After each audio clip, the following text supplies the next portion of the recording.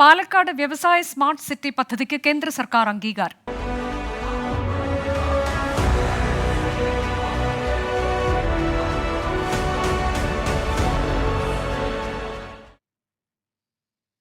പാലക്കാട് വ്യവസായ smart city പദ്ധതിക്ക് കേന്ദ്ര സർക്കാർ അംഗീകാരം. രാജ്യമാകെ പ്രഖ്യാപിച്ച 12 വ്യവസായ സ്മാർട്ട് സിറ്റി പദ്ധതികളിൽ ഉൾപ്പെടുത്തിയാണ് അനുമതി.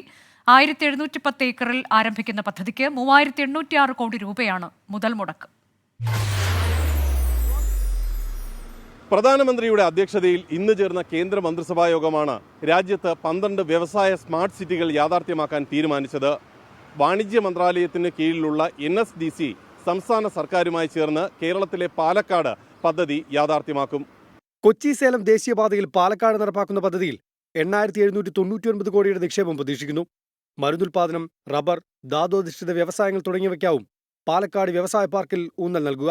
1,00,000 പേർക്കെങ്കിലും പദ്ധതിയുടെ ഭാഗമായി ഇവിടെ തൊഴിൽ ലഭിക്കുമെന്ന് കേന്ദ്ര മന്ത്രിസഭായോഗ തീരുമാനങ്ങൾ വിശദീകരിച്ച് മന്ത്രി അശ്വിനി വൈഷ്ണവ് വ്യക്തമാക്കി. 28,602 കോടി രൂപയാണ് ആകെ 12 വ്യവസായ സ്മാർട്ട് സിറ്റി പദ്ധതികൾക്കായി കേന്ദ്ര മന്ത്രിസഭായോഗം വകയിരുത്തിയിരിക്കുന്നത്. കേരളത്തിന് കേന്ദ്രത്തിന്റെ ഓണസമ്മാനമാണ് പദ്ധതി. സേലം കൊച്ചി ദേശീയപാതയിലാണ് പദ്ധതിക്കായി ഭൂമി ഏറ്റെടുക്കുക. 51,000 പേർക്ക് നേരിട്ട് തൊഴിൽ ലഭിക്കും. പുതുശ്ശേരിയിലാണ് കേരളത്തിന്റെ സ്വപ്ന പദ്ധതി കേന്ദ്ര സർക്കാർ വിഭാവനം ചെയ്യുന്നത്.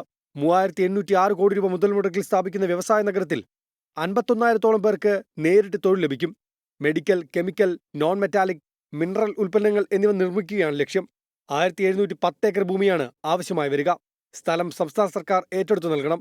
പ്രാദേശിക റോഡ് നിർമ്മാണവും ജലലഭ്യതയും സംസ്ഥാന സർക്കാരിന്റെ ഉത്തരവാദിത്തമാണ്. ഏറെ നാളായി മുറവിളി കൂട്ടുന്ന കഞ്ചിക്കോട് കോച്ച് ഫാക്ടറിയുടെ കാര്യത്തിൽ നിരാശ മാത്രമാണ് ബാക്കിയെങ്കിലും വ്യവസായ നഗര പദ്ധതി കേരളത്തിന് വലിയ പ്രതീക്ഷയാണ് നൽകുന്നത്. ഡൽഹിയിൽ നിന്ന് ആർ രാധാകൃഷ്ണനൊപ്പം നിഖിൽ പ്രമേഷ്, 24 പാലക്കാട്.